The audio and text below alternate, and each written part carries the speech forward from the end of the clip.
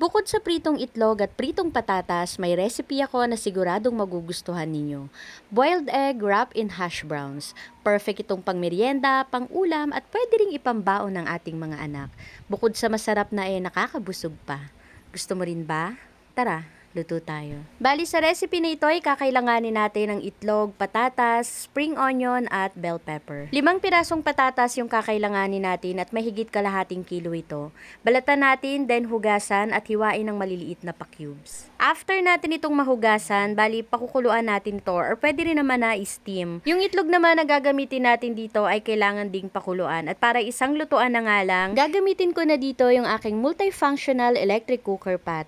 Habang nilalaga nga natin yung itlog, ay steam na rin natin dito yung patatas. After nga nating maluto yung itlog, sakto malambot na rin itong patatas at dudurugin nga lang natin ito gamit yung tinidor. Yung red bell pepper pala ay hiniwa ko ng maliliit, ganun din naman yung spring onion. At once okay na nga, pwede na natin pagsamasamahin lahat ng mga ingredients na kakailanganin.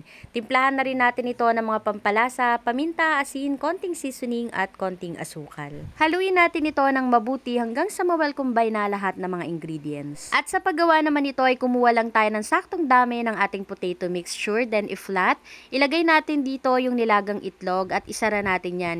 I-roll lang natin yon or ikutin hanggang sa makoat na ng patatas yung itlog. After nating makoat ng potato mixture yung boiled egg, ay i-coat naman na natin ito dito sa egg, then sa breadcrumbs. Gawin lang natin ito sa lahat hanggang sa matapos. At sa pagluluto naman ito ay magpainit lang tayo ng mantika. Hindi naman kailangan na sobrang dami ng mantika, at least kalahating part netong ating piniprito ay nakalubog dapat sa mantika.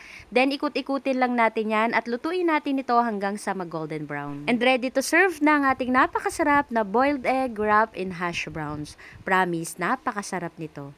Gusto mo rin ba? Tara, kain tayo. So, gumawa naman tayo ngayon ng hash brown with boiled egg. Ayan, alam naman natin na napakasarap na talaga ng hash brown at napaka-healthy rin naman ito. Lalo pa nating pinasarap at mas pina-healthy nung nilagyan natin to ng boiled egg. At ang maganda dito sa ginawa natin to, saktong-saktong pambaon to para sa ating mga anak. So, ito pala siya sa loob. Ang sarap.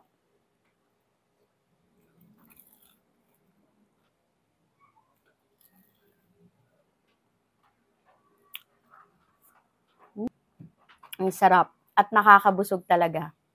So kung nag-iisip din po kayo ng pwedeng ipang merienda, pang baon at pang ulam, try nyo po yung recipe natin ngayon. Bukod sa iilang ingredients lang din ang kakailanganin, napakadali pang gawin at higit sa lahat napakasarap at healthy pa.